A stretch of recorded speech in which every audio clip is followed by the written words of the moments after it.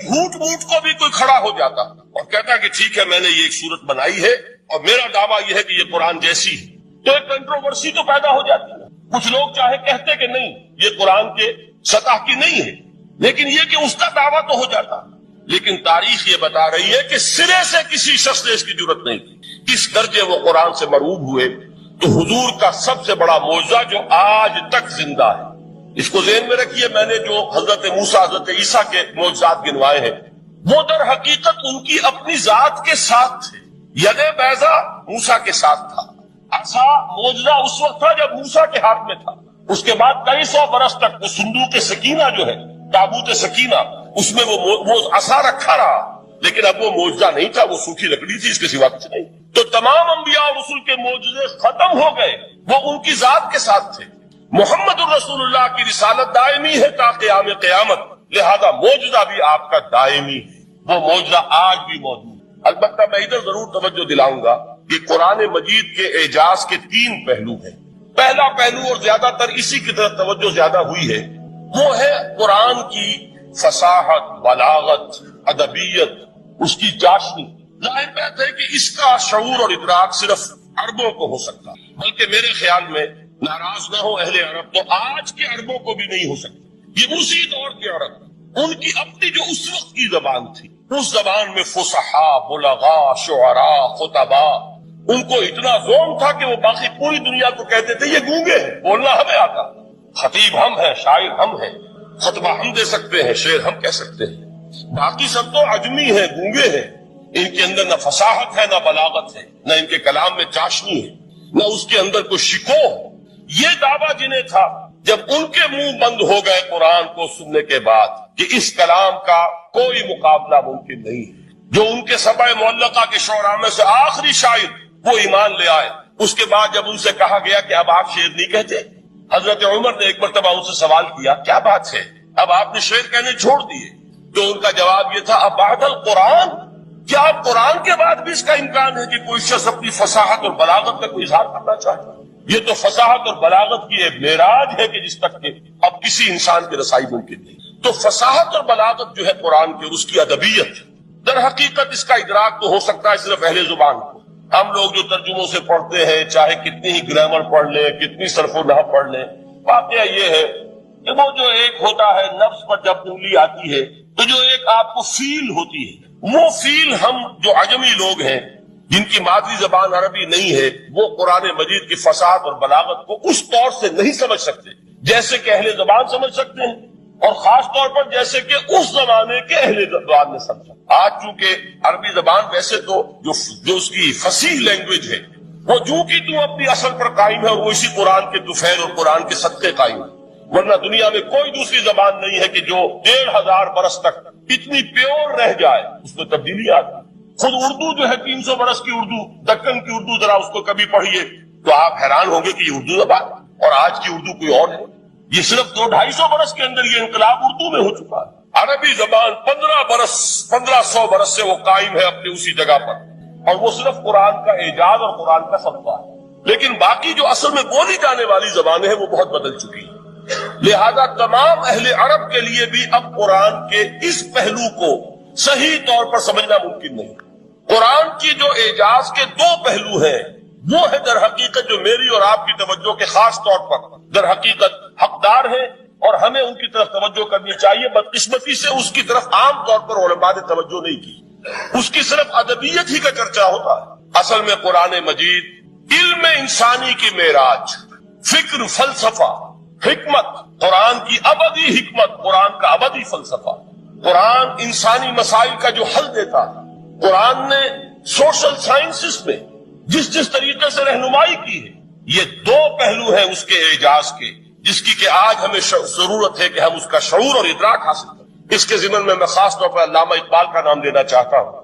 میرے نزدیک اس دور میں قرآن مجید کے اس اعجاز اور اس کے ایک معجزہ ہونے کے لیے سب سے بڑی دلیل علامہ اقبال کی شخصیت ہے۔ وجہ کیا ہے کہ علامہ اقبال علماء کے طبقے میں سے نہیں تھے۔ ظاہر بات ہے کہ جن کا پورا جو ہے جن کی زندگی گزرتی ہو قال اللہ و قال الرسول میں، ان کے دلوں میں عظمت قرآن کی، ان کے دلوں میں حضور کی محبت، یہ تو سمجھیے کہ ہونی ہی چاہیے، ان کے شب و روز اسی میں گزرتے ہیں۔ لیکن یہ کہ ایک ایسا شخص جس کی تعلیم ہے کالجوں کی، یونیورسٹیوں کی، جس نے مشرق اور مغرب کے فلسفے کھنگال ڈالے، وہ شخص، اور وہ بھی اس دور میں جبکہ ہم پر مغرب سے مروبیت بہت شدید تھی. آج تو وہ مروبیت بہت کم ہو چکی. آج تو ہمارا عام نوجوان جو ہے وہ آنکھوں میں آنکھیں ڈال کر بات کرتا ہے، اس میں خود اعتمادی ہے. ہمارا بھی اپنا ایک معاشی نظام ہے، ہمارا اپنا ایک سیاسی نظام ہے، ہمارا ایک اپنا سماجی نظام ہے، ہماری اپنی سوشل ویلیوز ہے. آج کا نوجوان الحمدللہ احیاء اسلام کی وہ جد و جہد جو ہے وہ مرحلہ در مرحلہ بہرحال آگے بڑھ رہی ہے. وقت لگے گا، لیکن یہ کہ اس میں یقیناً ترقی ہوئی ہے. اسی کا مظہر یہ ہے کہ خود اعتمادی ہے. We have confidence. ہم جانتے ہیں کہ اسلام ایک دین ہے، مکمل دین ہے، اس کے پاس زندگی کے تمام مسائل کا حل ہے. لیکن یہ ہے آج 1985 کی بات ہے. علامہ اقبال اس صدی کے آغاز میں گئے ہیں یورپ، جبکہ ہم محکوم تھے انگریز کے. ایک حاکم قوم کے ہاں جا کر اس سے مروبیت کتنی شدید اس وقت تھی. جو جاتا تھا اکثر و بیشتر جو ہے واپس آتا تھا تو کھڑے ہو کر پیشاب کرنا ضروری سمجھتا تھا، اس لیے کہ اس نے وہاں پر لوگوں کو یہی کرتے دیکھا. ان کا لباس، ان کی وضاحت، ان کی تہذیب، ان کا تمدن، ہر طرح سے ان کے گن گاتا ہوا، ان کے لیے وہ بہت قصیدے جو ہے تعریف کے کہتا ہوا آتا تھا. لیکن ایک علامہ اقبال کی شخصیت وہ ہے کہ وہ یہ خود کہتے ہیں کہ میں اس آگ میں ڈالا گیا ہوں مثل خلیل. مغربی تہذیب کے اس الاؤ میں مجھے اس طرح ڈالا اللہ نے جیسے کہ حضرت ابراہیم کو آگ میں ڈلوایا.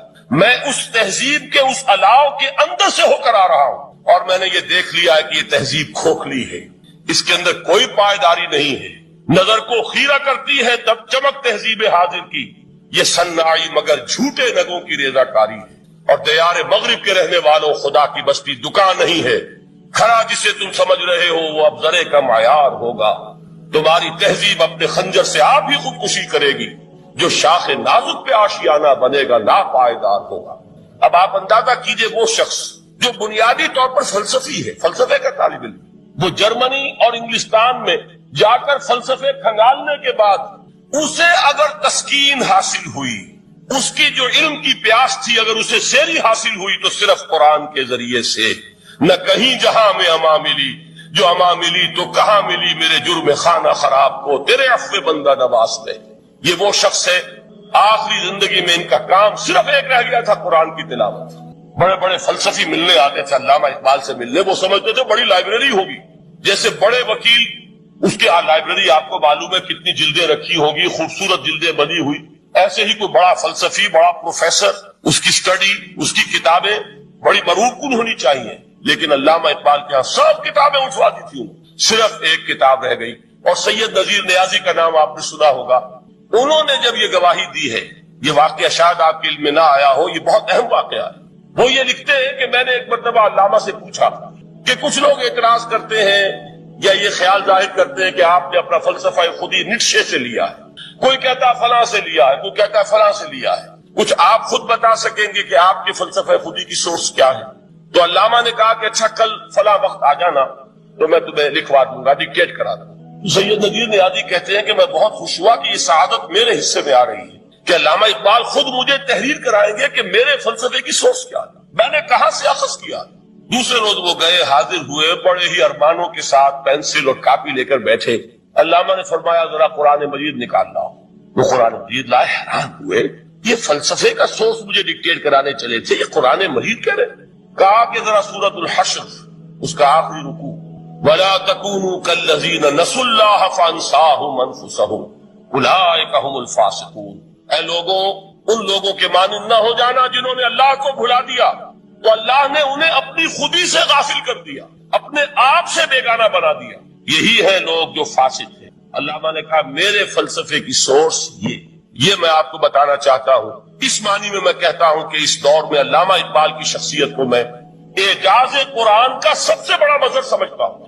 ایک شخص 20ویں صدی عیسوی کی شخصیت، اور پھر یہ کہ وہ کہیں مسجد اور کسی مدرسے کے ماحول میں پلا بڑھا نہیں ہے، بلکہ اسکولوں اور کالجوں میں اور یونیورسٹیوں میں، اور صرف ہندوستان میں نہیں، انگلستان اور جرمنی کی یونیورسٹیوں میں رہا، جس نے اپنا لوہا منوایا ہے. وہ شخص اگر یہ کہتا ہے کہ میرے لیے فکر کی بنیاد، میرے فلسفے کی سورس، میری تمام سوچ کی رہنمائی جو ہے وہ اس کتاب نے کی ہے، تو معلوم ہوا کہ واقعتاً یہ قرآن مجید آج بھی معجزہ. یہ بات تو ہوئی فلسفے اور فکر کے اعتبار سے، दूसरा पहलू जो अप्लाइड पहलू है, इस दौर के एतबार से वो अहम तर हो गया है। इंसान के लिए जो पेचीदा तमद्दुनी मसाइल है, सियासी मसाइल को कैसे हल किया जाए, माशी मसाइल का हल कैसे हो, समाज में तवाजुन कैसे हो, मर्द और औरत के दरमियान तवाजुन कैसे हो।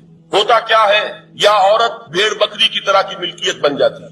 हमारे यहाँ उर्दू में जो उसका मुहावरा है कि जूती की नोक, ये उसकी हैसियत हो जाएगी, या दूसरी तरफ औरत क्लोपेट्रा बनकर कौमों की किस्मतों से खेलेगी।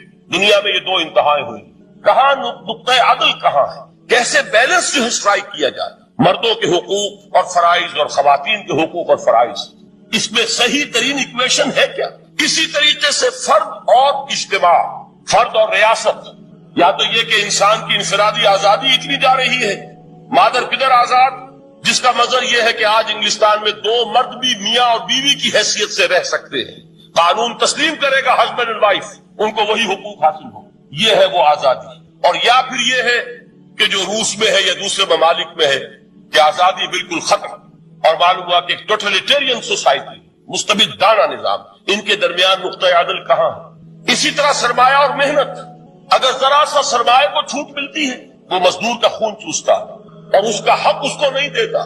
इकबाल ने बहुत खूबसूरत अंदाज में कहा है कि ख्वाजा खूने रगे मजदूर साजद लाले नाम, अज जफाए देह खुदाया किश्त देह का ना खराब। इनकलाब इनकलाब इनकलाब। एक तरफ सरमायादार है जो मजदूर की रगों में से खून निचोड़कर सुर्ख शराब का पैमाना लेकर बैठा हुआ है, वो दर हकीकत मजदूर का खून है जो पी रहा है। एक तरफ वो जमींदार और जागीरदार है जो काश्तकार का खून जो है चूस रहा है। तो ये या तो ये इंतहा है, और या ये है कि अगर जरा आप मजदूर को या कारकुन को थोड़ा तहफ्फुज दीजिए तो वो काम नहीं करता। हमारे यहाँ पिछले दौर में यही हुआ था। मैं ये बरबला कहता हूं, आज भी आपके सामने कह रहा हूं कि भुट्टो ने वाकया ये बहुत बड़ा कारनामा सर अंजाम दिया था। उसने मजदूर को एक सेल्फ रिस्पेक्ट दी थी, काश्तकार को अपनी इज्जत का एहसास दिया था कि मैं भी इंसान हूं, मेरे भी हुकूक थे। लेकिन नतीजा उसका नेगेटिव निकला, मजदूर ने काम करना छोड़ दिया, मईशत की गाड़ी खत्म हो गई। वो चीज की जो मुतवाजिन हो, जिसमें मजदूर को उसका हक मिल रहा हो और पसीना खुश्क होने से पहले उसकी जायज मजदूरी उसको मिल गई है, जिसमें कि इंसान किसी सरमायादार की रैयत बनकर न रह जाए। दूसरी तरफ यह कि सरमाए के लिए भी जो उसका सही है कि उसको इंसेंटिव मिले, वो मैदान में आए, उसके अंदर रिस्क लेने के जो है वो सलाहियत पैदा हो। इन दोनों चीजों को कैसे मुतवाज़िन किया जाए। वाकया यह है कि ये है वो पेचीदा मसाइल जिनका हल कुरान में है। हमारी बदकिस्मती क्या है कि हमने खुद इन चीजों के लिए दूसरों के सामने झोली पसारी हुई, हम दूसरों से भीख मांग रहे हैं। हमारा हाल क्या हुआ था इस सदी के शुरू में, मुस्तफा कमाल पाशा ने जब तुर्की में इस्लाम के आयली कवानीन भी मनसूख किए। नोट कीजिए इसको, ये इसी सदी के वो सदमे हैं जो हमने उठाए हुए हैं। और गाहे गाहे बादशाह ये किस्सा एक बारी न रहा, दादा खाही दाट तनगर दाव हाय सीधा रहा। इस सदी में क्या नहीं हुआ। अरबों की रिवोल्ट तुर्कों के खिलाफ, उनके पीठ में जो खंजर घोंपा, और एक अंग्रेज, एक कर्नल लॉरेंस की वो सारी शरारत, उसके नतीजे में एक अजीम ममलकत उस्मानिया, सल्तनत उस्मानिया, द ग्रेट ऑटोमान एम्पायर, उसके चीथड़े उड़ गए। और उसके बाद वादे किए थे अरबों से कि हम तुम्हें हुकूमत देंगे। हुआ क्या कि उनके छोटे छोटे टुकड़े किए और तकसीम कर लिए। मगरबी साम्राज्य का दौर शुरू हो गया। उसका एक रद्द अमल मुस्तफा कमाल पर इस दर्जे शदीद हुआ, उसने हर चीज जिसका ताल्लुक अरबों से था उसको खत्म कर दिया, मुल्क बदल दिया। अरबी में अजान नहीं होगी, अरबी में नमाज नहीं पढ़ी जाएगी। और उसी के ज़िमन में यहां तक गया कि फैमिली लॉज भी, रोमन लॉज जो है वो नाफिज किए। तो यूरोप के अखबारात ने उस वक्त ये तंज किया था मुसलमानों पर, ये मुसलमान अजीब कौम है, कहते ये है कि हमारे पास दुनिया का बेहतरीन ज़ाब्ता है, बेहतरीन कानून है, हमारे कानून से बेहतर किसी का कानून नहीं। और हाल ये है कि फैमिली लॉज के लिए भी ये हमसे भीख मांग रहे हैं, हमसे वो कवानीन लेकर अपने यहाँ नाफिज कर रहे हैं। आज बदकिस्मती से अक्सर और बेशतर मुसलमान ममालिक का हाल यही है। आज हम उनसे भीख मांग रहे हैं, कहीं जमहूरियत की भीख है, कहीं सोशलिज्म की भीख है, कहीं किसी और समाजी निजाम की भीख है, कहीं मर्द और औरत की कामिल मुसावात का एक नजरिया है, शाना बशाना चलने वाला फलसफा है, जो खालिस मगरिब की तहजीब की एक भीख है जो मांगी जा रही है। काश कि आज कुरान के उस असल एजाज की तरफ, जो उसका असल मौजूदा इस दौर के लिए, मैंने अर्ज किया कि एजाज कुरानी का वो मौजूदा कि वो फसाहत और बलागत की मेराज, وہ یا تو اپریشیٹ کر سکتے ہیں اہل عرب، اور اہل عرب میں سے بھی حقیقت میں وہ جو قدیم جاہلی شاعری کے جاننے والے ہیں جو بہت کم رہ گئے ہیں، وہ جان سکتے ہیں کہ جب قرآن نازل ہوا تو کیوں زبانیں گنگ ہو گئی تھی، کیوں کوئی ایک شخص جھوٹ موٹ کو بھی مدعی بن کر نہیں آ سکا کہ یہ میں نے قرآن کی جیسی ایک کتاب یا قرآن جیسی ایک سورت یا قرآن کی طرح کے چند جملے میں نے موضوع کر دیے ہیں۔ لیکن دوسرا پہلو ہے فکر اور فلسفہ، اس کے اعتبار سے جس کا سب سے بڑا ثبوت اس دور میں علامہ اقبال، اور تیسرا پہلو ہے Islamic social sciences, political science, economics, sociology. اس میں جو کچھ قرآن نے دیا ہے، جو آج بھی انسان کی رہنمائی کے لیے بہترین نظام ہے، اس نظام کو ہم سمجھے، اسے دنیا کے سامنے پیش کریں، تب در حقیقت قرآن مجید کا اعجاز سامنے آئے۔ یہ دو پہلو تو میں نے وہ عرض کیے ہیں کہ جو کسی غیر مسلم کو بھی نظر آئے۔ قرآن کا پریزروڈ ہونا، اس کی انٹیگریٹی، اوتھینٹسٹی، یہ چیزیں وہ ہے کہ جو سب نے مانی۔ قرآن کے ذریعے تاریخ انسانی کا عظیم ترین انقلاب برپا ہونا، یہ وہ بات ہے کہ جو کسی اندھے کو بھی دیکھنی پڑتی ہے۔ اس حقیقت کا اعتراف دشمن کو بھی کرنا پڑتا۔ میں یاد دلا دوں آپ کو، ایچ جی ویلز، آپ نے نام سنا ہوگا، سائنٹیفک فکشن میں اس کا بڑا اونچا مقام ہے، لیکن اس نے تاریخ نسل انسانی پر بھی دو کتابیں لکھی، a short history of the world اور a concise history of the world. Concise history of the world میں وہ شخص حضور کے ذکر پر جب آتا ہے تو میں صرف ذکر کر رہا ہوں، نقل کفر نہ باشد، اس نے حضور کی شخصیت پر بڑے رقیق حملے کیے ہیں، بڑے گھٹیا حملے کیے۔ حضور کی خاص طور پر تعدد ازدواج کا جو معاملہ ہے، یہ کڑوی گولی ان کے حلق سے اتر نہیں سکتی، اس لیے کہ ان کا آئیڈیل ہے حضرت مسیح اور حضرت یحییٰ، جان دی بیپٹسٹ اینڈ جیسس آف نازارeth۔ ان دونوں نے ایک شادی بھی نہیں کی، تجرد کی زندگی بسر کی، لہذا ایک شادی بھی ان کے نزدیک گھٹیا فعل ہے۔ تو حضور نے تو کی ہے 11 شادیاں، 11 نکاح کے۔ یہ جو کڑوی گولی ہے یہ ان کے حلق سے نیچے نہیں اترتی، اس لیے میں انہیں معذور سمجھتا ہوں۔ تو اس نے اس پہلو سے تو بڑے حملے کیے، لیکن خطبہ حجۃ الوداع کے وہ جملے جو ہے تاریخی، پورے کے پورے اس نے کوٹ کیے، لا فضل لعربی علی عجمی ولا لعجمی علی عربی ولا لأحمر علی اسود ولا لأسود علی احمر الا بالتقوی کلکم بنو آدم وآدم من تراب۔ کسی عرب کو کسی عجمی پر کوئی فضیلت نہیں، کسی عجمی کو کسی عرب پر کوئی فضیلت نہیں، کسی گورے کو کسی کالے پر کوئی فضیلت نہیں، کسی کالے کو کسی گورے پر کوئی فضیلت نہیں سوائے تقویٰ کی۔ تم سب کے سب آدم کی اولاد ہو اور آدم مٹی سے بنائے گئے۔ یہ الفاظ لکھ کر کہتا ہے کہ جہاں تک human fraternity, equality and freedom, تین الفاظ نوٹ کیجئے، انسانی حریت، انسانی مساوات، انسانی اخوت، کہتا ہے جہاں تک ان تین چیزوں کے بعض ہیں، سرمنس کا تعلق ہے، وہ تو دنیا میں پہلے بھی بہت کہے گئے۔ عیسائی ہونے کے باوجود خاص طور پر نام لیتا ہے جیسس آف نازارeth۔ سرمنس تو حضرت مسیح کے ہاں بھی بہت مل جائیں گے کہ تمام انسان برابر ہیں، سب کو بھائی بھائی ہونا چاہیے، سب انسان آزاد ہیں، تمیز بندہ و آقا فساد آدمیت ہے۔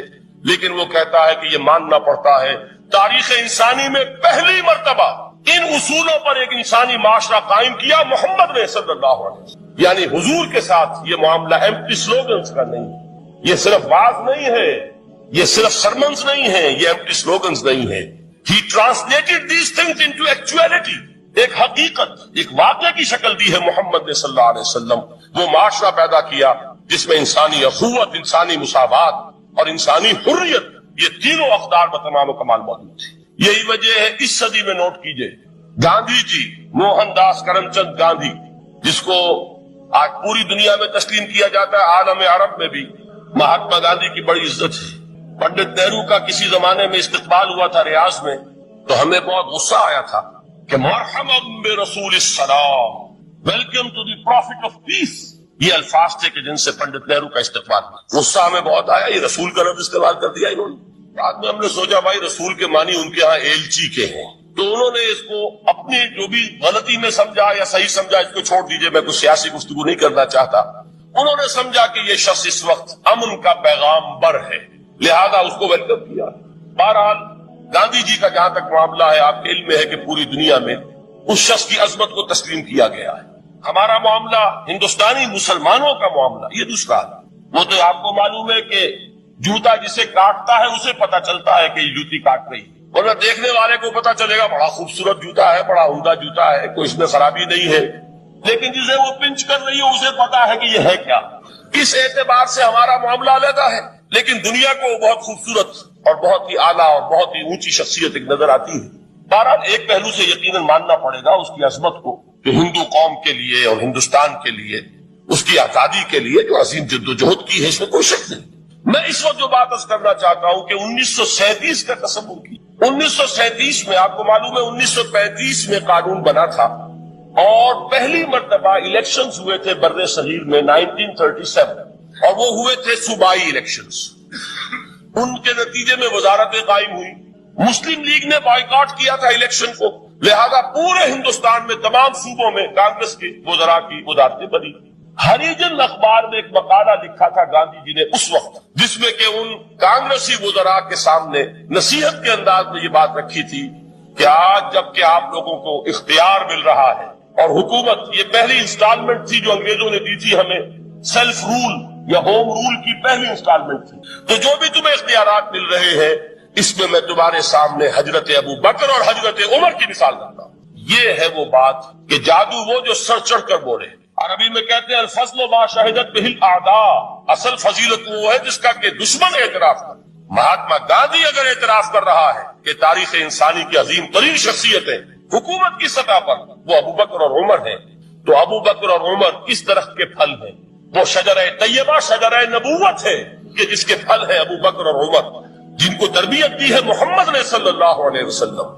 تو معلوم ہوا کہ یہ چیزیں وہ ہیں کہ جس کا لوہا آج دنیا مان رہی ہے، لہذا ہمیں قرآن مجید کے اعجاز کے پہلو سے ان اعتبارات سے خود بھی توجہ کرنی چاہیے اور دنیا کو بھی ادھر متوجہ کرنا چاہیے۔ اب میں تبرکاً 3 مقامات سے میں نے آیات پڑھی ہیں قرآن مجید کی عظمت کا وہ ادراک اور شعور جو ہمیں ہو سکتا، ہم وہ کہ جو قرآن کو مانتے ہیں اللہ کا کلام، ہم اس بنیاد پر سمجھے کہ اللہ نے اپنے کلام کی کیا مدح کی ہے۔ اور نمبر 2 یہ فارسی کا ایک مصرع ہے کہ قدر گوہر شاہ دانت یا بدانت گوہری، ہیرے جواہرات کی قدر و قیمت یا بادشاہوں کو معلوم ہوتی ہے جو ان میں کھیلتے ہیں، اور یا یہ کہ جوہری کو جو ان کا کاروبار کرتا ہے، جانتا ہے، پہچان ہے، پرکھتا ہے۔ عام آدمی کو کیا پتا اس کے ہاتھ میں اگر کوئی آپ ہیرا رکھ دیں وہ سمجھے شاید کو کوئی کانچ کا ٹکڑا، اسے اس کے اندر کوئی فرق محسوس نہیں ہوگا۔ قدر گوہر شاہ دانت یا بدانت گوہری، کہ ہیرے جواہرات جو ہیں ان کی قدر و قیمت کا اندازہ یا بادشاہوں کو ہوتا ہے یا جوہری کو ہوتا ہے۔ تو قرآن مجید کا عظمت کا صحیح ادراک یا اللہ کو ہے یا محمد الرسول اللہ کو صلی اللہ علیہ وسلم۔ باقی جو کچھ دنیا دیکھتی ہے وہ تو وہ ظاہر کا ایک پہلو ہے، وہ تاریخی حقائق ہے جو میں نے آپ کے سامنے رکھے۔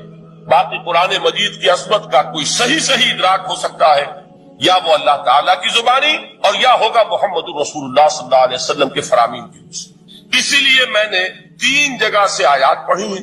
ایک مقام سے سورہ رحمان کی ابتدائی 4 آیات، سورہ یونس کی 2 آیات، سورہ حشر کی 1 آیت، اور 3 احادیث نبویہ ہیں جن کا میں نے ذکر کیا ہے، اس لیے کہ تیسری جو ہے وہ بہت طویل حدیث ہے، وہ پوری میں اس وقت نہیں پڑھ سکتا تھا، اس کے صرف ابتدائی اور آخری کلمات میں نے اس وقت آپ کو سنائے۔ میں تھوڑی سی تشریح ان کی کروں گا تاکہ قرآن مجید کی عظمت کا جو نقش میرے اور آپ کے قلب پر ہونا چاہیے وہ صحیح در حقیقت ان آیات اور احادیث کی روشنی میں ہمارے دلوں پر قائم ہے۔ دیکھیے قرآن مجید کی عظمت یہ کلام ہے، اس کی کلام کی عظمت کا پہلا پہلو ہے متکلم کی عظمت کے اعتبار سے۔ عربی میں کہا جاتا ہے کہ کلام الملوک ملوک الکلام ہے، بادشاہوں کا کلام کلاموں کا بادشاہ ہوتا ہے۔ بادشاہ جب گفتگو کرے گا معلوم ہوگا شاہانہ انداز میں، ایک کوئی بھکاری گفتگو کرے گا یا کوئی گجرا گفتگو کرے گا، سبزی فروش کرے گا، کوئی مچھلی فروش کرے گا، ہر ایک کا پتہ چل جائے گا کہ کون بولا وہ، جس کو کہتے ہیں کہ تانت بازی راگ پایا۔ 2 جملے کوئی شخص بولے گا پتہ چل جائے گا کتنے پانی میں ہے، اس کے علم کا، فضل کا، تہذیب کا، تمدن کا کیا معیار ہے۔ اس لیے کہ کلام جو ہے در حقیقت متکلم کی پوری شخصیت کی عکاسی کرتا ہے، اس کا مقام کیا ہے، اس کا مرتبہ کیا ہے، اس کے ذہن کی بلندی کیا ہے، اس کے فکر کی گہرائی کیا ہے، اس کے افق ذہنی کی وسعت کیا ہے، اس سب کا اندازہ ہوگا کلام سے۔ تو اب یہ کلام ہے اللہ کا۔ معلوم ہوا کہ اللہ کی صفات کا ایک کامل عکس قرآن مجید میں موجود ہے۔ یہ بات سمجھیے، اس کو قرآن نے کس طرح بیان کیا، یہ وہ لطیف حقائق ہیں جن کے لیے قرآن مجید تمثیل کا پیرایا اختیار کرتا ہے۔ اب سورہ حشر کی تمثیل کیا ہے؟ لو انزلنا هذا القرآن على جبل، اگر ہم نے اس قرآن کو किसी पहाड़ पर उतार दिया होता, लरायतहु खाशिअम मुतसद्दिअम मिन खशियतिल्लाह, तुम देखते उस पहाड़ को कि अल्लाह की खशियत से दब जाता और फट जाता। वतिलकल अमसालु नदरिबुहा लिन्नास लअल्लहुम यतफक्करून, और ये मिसालें हैं जो हम लोगों के लिए बयान करते हैं ताकि वो तफक्कुर से काम लें, गौर व फिक्र करें। अगर मैं और आप कुरान की असमत से वाकिफ नहीं होंगे, इस बात को नोट कर लीजिए, तो मैं और आप अपना वक्त कैसे सर्व करेंगे उसके लिए। इंसान का एटीट्यूड बड़ा यूटिलिटेरियन है, आज के इंसान का खास तौर पर। वो किसी ऐसे ही काम के लिए वक्त लगाएगा जिसमें उसके लिए फायदा हो, और उस फायदे की चीज अगर नहीं है तो उसकी तरफ मुतवज्जो नहीं होगा। अगर कुरान मजीद की अजमत का हमें इदराक हो जाए तो हम अपना पूरा वक्त उसके लिए वक्त करते हैं, उसको समझेंगे, उसकी गहराइयों में गौताजनी करेंगे। जैसे इकबाल ने कहा कि कुरान में हो गौताजन है मर्द मुसलमान, लेकिन अगर ये कि उसकी अजमत का इदराक न हुआ तो बस ये कि कभी इत्तेफाक हो गया कि खोल लिया और उसको पढ़ लिया, पढ़ भी लिया बगैर समझे, और उसका सवाब किसी और को पहुंचा दिया। वो आज हुसूल सवाब भी नहीं रहा, ईसाल सवाब भी रह गया। वरना ये कि बार आज अल्लामा इकबाल ने जो इस पर फप्ती चुस्त की है कि बाया तश्तरा कारे जुजीनीस्त के अजियासी ने वो आसा बमीरी, इस कुरान की अजीम आयात से है मुसलमान आज तेरा सरोकार सिर्फ इतना रह गया है कि कोई शख्स मर रहा हो, आलम नजा में हो, तो उसको यासीन सुनाकर उसकी जान जल्दी से निकाल आसानी से निकल जाए, बस ये सरोकार रह गया। मैं ये नहीं कहता कि ना पढ़ी जाए, हुजूर ने फरमाया पढ़नी चाहिए, लेकिन सिर्फ ये नहीं है उसका मसरफ। ये तो इंसानी जिंदगी की रहनुमा किताब बनकर नाजिल हुई, उसके ऊपर इस एतबार से तवज्जो तुम नहीं कर रहे हो, बल्कि तुम्हारी इसके साथ जो है दिलचस्पी सिर्फ इतनी रह गई। तो पहली बात यह कि ये समझिए कि कुरान ने ये तमसील इख्तियार की अपने अजमत के बयान के लिए। अपने आप को बचाओ, अपना तो तुम्हें इख्तियार हासिल, अलबत्ता इसके बाद जो हैसियत अल्लाह ने तुम्हें दी है, तुम्हें कुल्बे के सरबराह की हैसियत से हो, तो अहलीकुम, अब उनको बचाने की कोशिश तुम्हारे जिम्मे सबसे पहले। इसी की हमें शरह मिलती है हदीस में। हुजूर सल्लल्लाहु अलैहि वसल्लम खुतबा देते थे, तकवा की तलकीन फरमाते थे, तो पहले अपने आप को मुखातब, ऊसीकुम व नफ्सी बितक़वल्लाह, मैं तुम्हें भी वसीयत कर रहा हूं और अपने नफ्स को भी कि अल्लाह का तक़वा इख्तियार। फिर जब आप दावत और तबलीग के अंदर भी तरतीब भी आपको मालूम है, पहले अपने घर वालों से बात शुरू की, फिर अपने रिश्तेदारों को अंज़िर अशीरतकल अक़रबीन, फिर अपनी कौम, और इसमें खास तौर पर वो खुतबा ज़हन में रखिए कि अपने घराने की, अपने करीब की, अपनी जो अजीज खवातीन थी उन्हें जमा करके, और आप फरमा रहे हैं कि या फातिमा बिन्तु मुहम्मदिन अनक़ज़ी नफ़्सकी मिनन नार फ़इन्नी ला अमलिकु लकी मिनल्लाहि शैअन, या सफ़िय्यतु अम्मतु रसूलिल्लाह अनक़ज़ी नफ़्सकी मिनन नार फ़इन्नी ला अमलिकु लकी मिनल्लाहि शैअन। ऐ फातिमा, मोहम्मद की लख्ते जिगर, बचाओ अपने आप को, निकालो अपने आप को जहन्नम से, आग से, इसलिए कि क़यामत के दिन मुझे तुम्हारे बारे में कोई इख्तियार हासिल नहीं होगा। ऐ सफिया, मोहम्मद की, अल्लाह के रसूल की फूफी सल्लल्लाहु अलैहि वसल्लम रज़ियल्लाहु ताला अन्हा, अनक़ज़ी नफ़्सकी मिनन नार फ़इन्नी ला अमलिकु मिनल्लाहि शैअन, मैं तुम्हें अल्लाह के यहाँ मैं काम नहीं आ सकूंगा, मुझे कोई इख्तियार हासिल नहीं होगा। अपने आप को बचाने की कोशिश, ये तरगीब, ये तलकीन तो सरबराह खानदान के एतबार से ये हर मुसलमान मर्द की जिम्मेदारी है कि अपने अहल अयाल को जहन्नम से बचाने की फिक्र करे। अब इसमें जो आ रहा है मजमून अगली आयत में, बल्कि यही आयत अभी चल रही है, ये बड़ा लर्जा देने वाला है। दिखाया जा रहा है कि अगर तुम्हारी कोताही हुई और तुम्हारी कोताही की वजह से तुम्हारे ये लाडले और प्यारे और चहेते जो है ये जहन्नम के हवाले किए गए, तो जरा सोच लो, इस वक्त जरा उसका जो तसव्वुर कर लो। फरमाया या अय्युहल्लज़ीना आमनू क़ू अनफुसकुम व अहलीकुम नारम वक़ूदुहा अन्नास वल हिजारा, अहले ईमान बचाओ अपने आप को और अपने अहल अयाल को आग से। आग कौन सी? जिसका ईंधन बनेंगे इंसान और पत्थर। इंसान जहन्नमी हो तो उसके ईंधन है ही। पत्थर किस मानी में कहे गए, ये मजमून सूरह बकरा के 30 रुकू में भी आया है, फत्तकुन नार अल्लती वक़ूदुहा अन्नास वल हिजारा उइद्दत लिल काफिरीन। इसके दो मफहूम लिए गए हैं। एक ज्यादा करीन क़यास जो है वो ये कि चूंकि वो पूजते थे पत्थरों को, बुत उनके पत्थरों के बने होते थे, तो उन्हें भी उन्हीं के साथ झोंक दिया जाएगा ताकि उनकी हसरत में और इजाफा हो। हम इनको दंडवत करते थे, इनके सामने नजराने पेश करते थे, इन्हें हमने समझा था कि इनमें कोई उलूहियत है, इख्तियार है, और आज ये हमारे साथ इसी आग का ईंधन बन गए। एक बार हज़रात ने इसको महमूल किया है जाहिर पर कि ये दर हकीकत आग की तेजी और तुंदी और शिद्दत के ज़हूर के लिए है, कि जैसे कि हमारा आम तजुर्बा है कि एक आग वो है जो लकड़ियों से जलाकर आप وہ آگ جو ہے فراہم کرتے ہیں لکڑیوں کے ذریعے، ایک آگ وہ ہے جو پتھر کے کوئلے کو دہکا کر جو آگ حاصل ہوتی. تو ان دونوں میں جو فرق اور تفاوت ہے اس آگ کی شدت، اس کی تیزی اور تندی کا، تو اس حوالے سے کہا گیا ہے. بعض ہمارے تابعین حضرات نے گندھک کے پتھر مراد لیے کہ وہ بڑے بڑے پتھر گندھک کے ہوں گے کہ جن کے ذریعے سے آگ جو ہے انتہائی تیزی کے ساتھ بڑھے گی اور اس کی شدت جو ہے وہ بہت بڑھ جائے گی. واللہ اعلم. تو بچاؤ اپنے آپ کو اور اپنے اہل عیال کو اس آگ سے جس کا ایندھن بنے گے انسان اور پتھر.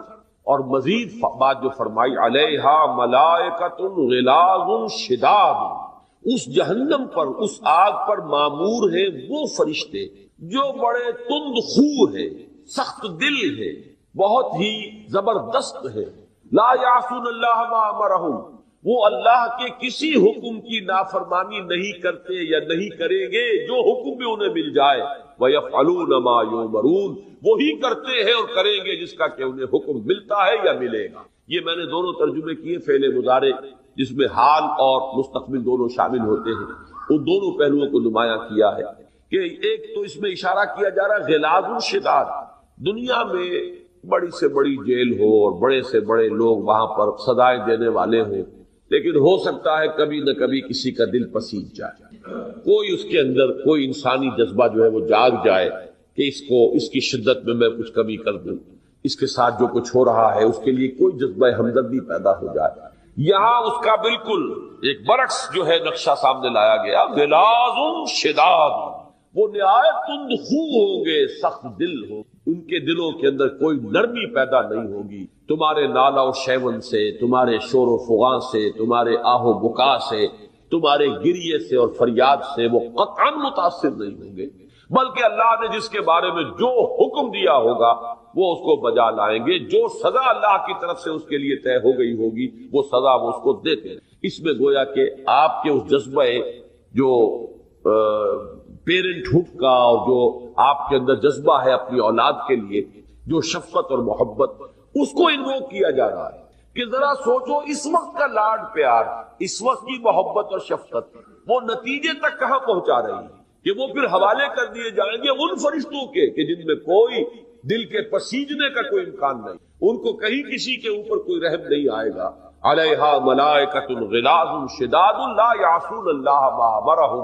یہ جو آخری ٹکڑا اس آیت مبارکہ کا، یہ فرشتوں کے بارے میں بہت اہم بات ہے کہ جس کو اپنے ذہن میں رکھنا چاہیے. در حقیقت اس بات کو میں نے پہلے مختلف مواقع پر مختلف انداز میں بیان کیا ہے، تھوڑا سا اس کا اس وقت میں اعادہ کروں گا. یہ جو دنیا میں مشرکانہ نظام میں دیویوں اور دیوتاؤں کا تصور ہے، یہ کہاں سے آیا؟ ہمارا فلسفہ تاریخ یہ ہے کہ انسانیت کا آغاز جو ہوا وہ توحید سے ہوا. پہلے انسان اللہ کے نبی تھے، لہذا یوں نہیں ہے کہ انسان رفتہ رفتہ توحید تک پہنچا ہے. پہلے وہ مظاہر قدرت کی جو ہے پرستش کرتا تھا، ابھی عقلی اعتبار سے بالغ نہیں تھا، ہوتے ہوتے کہیں جا کر وہ مونوازم یا مونوتھیزم یا توحید تک پہنچا ہے. یہ ہے مغرب کا فلسفہ. ہمارا فلسفہ یہ ہے کہ نوع انسانی کی زندگی کا آغاز روشنی میں ہوا ہے، اندھیرے میں نہیں ہوا، علم میں ہوا، جہالت میں نہیں ہوا، اس لیے کہ پہلے انسان اللہ کے نبی، لہذا توحید سے بات شروع ہوئی ہے. شرک تو بعد میں پیدا ہوا. اس شرک کے لیے اب ہمیں سراغ لگانا پڑے گا کہ یہ چیزیں کیوں آئیں، کہاں سے آئیں، کس طور سے آئیں، کیا مغالطے لوگوں کو پیش آ گئے جن کی وجہ سے وہ مشرکانہ اوہام میں مبتلا ہو گئے. ان میں سے ایک بات کی طرف توجہ دلا رہا ہوں کہ در حقیقت ایمان بالملائکہ ہی نے ان دیویوں اور دیوتاؤں جس کا ذکر آئے گا سورہ غاشیہ میں، اور and the moral law with in, انسان کے اندر ایک اخلاقی قانون، خیر اور شر کے مابین تمیز، جس کی یہ حس بیدار ہے وہ ہے جس میں خشیت بھی ہے، بنیادی خشیت، وہ کم سے کم اس کا سٹارٹنگ کیپٹل موجود ہے، وہ تقویٰ بھی موجود ہے. اب یہ سنورے گا، بڑھے گا، پھلے گا، پھولے گا، اس میں برق و بار آئیں گے نیکیوں کے، بھلائیوں کے. لیکن جس کی یہ حس مردہ ہو چکی ہو، اے نبی آپ کتنی ہی کوشش کر لیں، جن کے دلوں کے اوپر پردے پڑ چکے ہو، مہر لگ چکی ہو، ظاہر بات ہے کہ وہ اس سے فائدہ نہیں اٹھائیں گے. سَيَذَّكَّرُ مَن يَخْشَىٰ، ان قریب نصیحت حاصل کر لے گا، تذکر حاصل کر لے گا وہ جس کے اندر کچھ خشیت ہے، کچھ خوف، کچھ احساس ذمہ داری ہے، کچھ برائی سے بچنے کا جذبہ ہے، کچھ نیکی کا میلان ہے. وَيَتَجَنَّبُهَا الْأَشْقَىٰ، اور اس سے پہلوت ہی کرے گا. یا تجنب جو ہے باب تفاعل ہے جم کہتے پہلو. تجنب پہلوت ہی کرنا، کلنی کترا جانا، بچ کر نکل جانا، یہ تجنب. وَيَتَجَنَّبُهَا الْأَشْقَى، اور اس نصیحت سے، اس تذکیر سے پہلوت ہی کرے گا وہ جو نہایت شقی ہے. یہاں بھی ایک سوال پیدا ہوتا ہے کہ یہاں شقی کا لفظ نہیں آیا، اشقا کا ہے، سب سے بڑھ کر شقی. یہ کس وجہ سے؟ ایک رائے تو یہ بھی ہے کہ یہ محض قوافی یا فواصل کی رعایت ہے، کیونکہ یہاں پر وہی ایک ردم چل رہا ہے، لہذا یہاں اشقا کہہ دیا. یہ بات صحیح نہیں ہے. یہ بات تو ہم کہہ سکتے ہیں کہ کہیں پر کوئی اضافی جو ہے حرف شامل کر دیا جائے، لیکن یہ کہ ایک لفظ کی حیث بدل جائے، اس کی جو ہے نوعیت تبدیل ہو جائے صرف قوافی یا فواصل کی رعایت کے لیے، یہ اللہ تعالیٰ کے کلام کی شایع نشان نہیں ہے. اشقا یہاں آیا ہے اور بالکل بامانی طور پر. اس کی وجہ کیا ہے؟ دیکھیے، تذکیر میں زمین و آسمان کا فرق ہے. ایک تذکیر وہ ہے جو میں کر رہا ہوں یا آپ میں سے کوئی شخص کرے. ہمارے اپنے دامن پر داغ ہے، دھبے.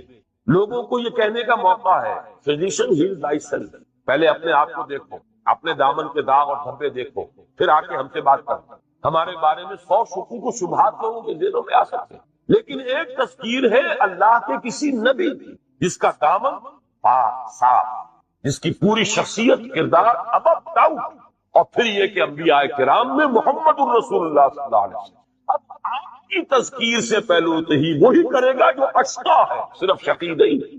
یہ در حقیقت بلند ترین افضل التفسیر کا جو صیغہ ہے، کیوں آیا افضل التفسیر؟ کہ آپ کی تذکیر، جیسے کہ سورہ سجدہ کی اس آیت کا میں نے پچھلے دنوں کئی مرتبہ تذکرہ کیا ہے، وَمَنْ أَظْلَمُ مِمَّنْ ذُكِّرَ بِآيَاتِ رَبِّهِ ثُمَّ أَعْرَضَ عَنْهَا إِنَّا مِنَ الْمُجْرِمِينَ مُنْتَقِمُونَ. اس سے بڑھ کر ظالم کون ہوگا جسے تذکیر کرائی جا رہی ہو اس کے رب کی آیات کے ذریعے سے. ایک تذکیر وعظ ہے مثنوی مولانا روم سے آدمی بات کر رہا ہے، یا جو حکایتیں ہیں شیخ سعدی کی اس سے وعظ کہہ رہا ہے، یا کوئی اپنا فلسفہ، اپنی منطق بگاڑ رہا ہے. یہ بھی ٹھیک ہے، اچھی بات ہے، صحیح فلسفہ ہے، صحیح منطق ہے، صحیح حکایات ہے، اولیاء اللہ کے واقعات ہیں، ان سے بھی تذکیر ہوتی ہے. لیکن ایک تذکیر ہے بے آیات رب ہی، اس کے رب کی آیات کے ذریعے سے اسے تذکیر کی جا رہی ہے. ثم اعرض عنها، پھر بھی وہ اعراض کر رہا ہے. اس سے بڑا ظالم اور کون؟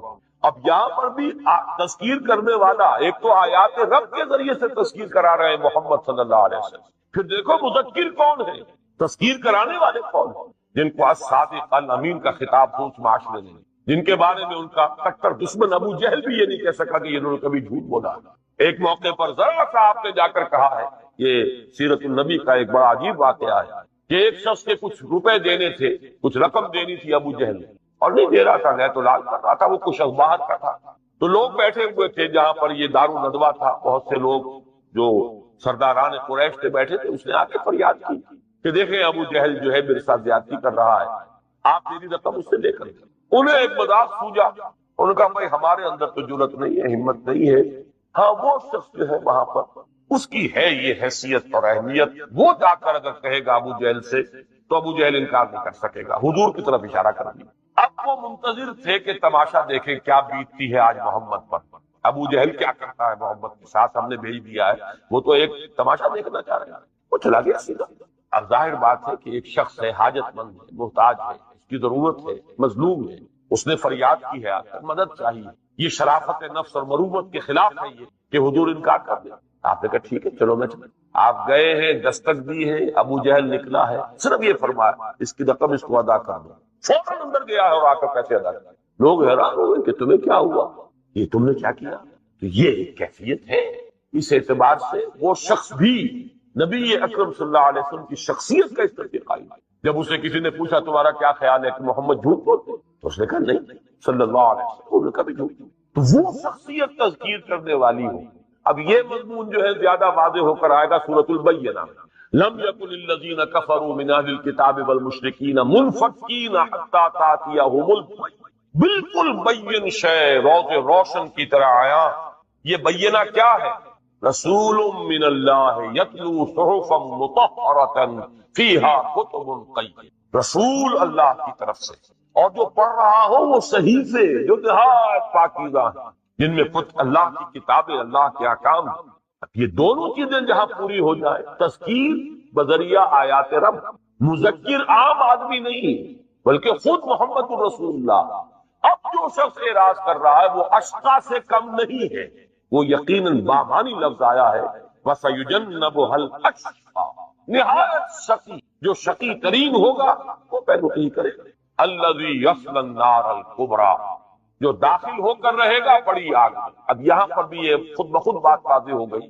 نار الکبریٰ کیوں کہا؟ یہ بھی صرف کوئی یہ قوافی یا فواصل کی روایت سے نہیں ہے، اگلی صورت میں بھی آ رہا ہے عذاب الاکبر. کیوں؟ سب سے زیادہ سخت عذاب کے مستحق یہی لوگ ہیں.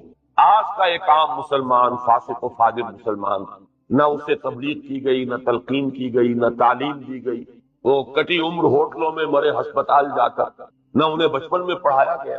علماء کرام نے انہیں صرف نور اور بشر کے جھگڑے کے اندر لگایا، آمین بالجہر ہے یا نہیں ہے اسی کے اندر الجھایا.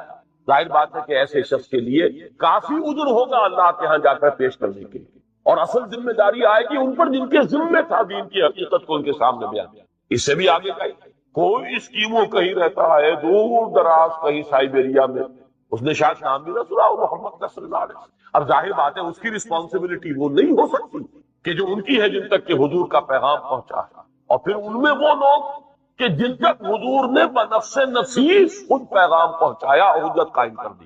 اب وہ آگ کا جو سب سے بڑا درجہ ہے، سخت ترین، وہ ان کے لیے. جیسے جنت کے بھی مدارج ہیں، درجات، نچلے درجے کی جنتیں ہیں، اونچی ہیں. یہ میں آگے چل کر انشاءاللہ سورۃ الفجر میں بیان کروں گا کہ وہ قصہ زمین برسر زمین جب طے ہوگا تو معلوم ہوتا ہے کہ جہنم بھی یہی ہے، اسی زمین کے کرے کے پھٹنے سے. اور اس کو جب کھینچا جائے گا وَإِذَا الْأَرْضُ مُدَّتْ وَأَلْقَتْ مَا فِيهَا وَتَخَلَّتْ، اس کے اندر جو آگ ہے وہی نکل آئے گی، وہی جہنم. اور معلوم ہوتا ہے کہ پہلی جنت، ادنا ترین جنت، وہ اسی زمین کے اوپر. البتہ یہ ایک واحد جنت نہیں ہے، جنتیں، جنت الفردوس جس کے بارے میں سورۃ النجم میں ہم پڑھ آئے ہیں کہ وہ تو سدرۃ المنتہا، جو عالم خلق جو ہے اس کی انتہا ہے، جس سے آگے اب حریم ذات ہے، جس سے آگے حضرت جبرائیل کے بھی پر جو ہے وہ جلتے ہیں، اور وہ ان کی بھی رسائی نہیں ہے. وہ جنت الماوا تو وہاں ہے. اب یہاں سے لے کر زمینی جنت سے لے کر اور سدرۃ المنتہا کی جنت الماوا، اندہا جنت الماوا، وہ جنت الماوا تک کروڑ ہا درجے ہوں گے جنتوں کے. اور جیسے کہ حدیث میں نے آپ کو بارہا سنائی، حضور نے فرمایا اتنا فرق و تفاوت ہوگا جنتوں کے اندر کہ ایک نچلے درجے کا جنتی اپنے سے اوپر والی جنت کو ایسے دیکھے گا جیسے تم زمین پر بیٹھ کر ستاروں کو دیکھو. جس طریقے سے جنت کے مدارج ہیں ایسے ہی درجات جو ہے وہ آپ کے بھی. خود منافقین کے بارے میں فرمایا ان المنافقین فی الدرک الاسفل من النار. تو اسی لیے جنت کے لیے مختلف جو الفاظ آتے ہیں، حاویہ ہے، کہیں لظا ہے، کہیں مختلف الفاظ ہیں، کہیں حامیہ ہے، کہیں تلظا ہے، جو آگے چل کر آئے گا. تو یہ بھی معلوم ہوتا ہے کہ اس دوزخ کے مختلف طبقات ہیں. وہ آگ بھی ہے کہ جو کلیجے کو کھینچتی ہے، وہ آگ بھی ہے جو دل کے اوپر روشن ہوتی ہے. تطلع علی الافئدہ، وہ سیدھی دل کو پکڑتی ہے، جا کر دل کے اوپر پڑتی ہے. یہ مختلف آگے ہیں، مختلف عذاب ہیں.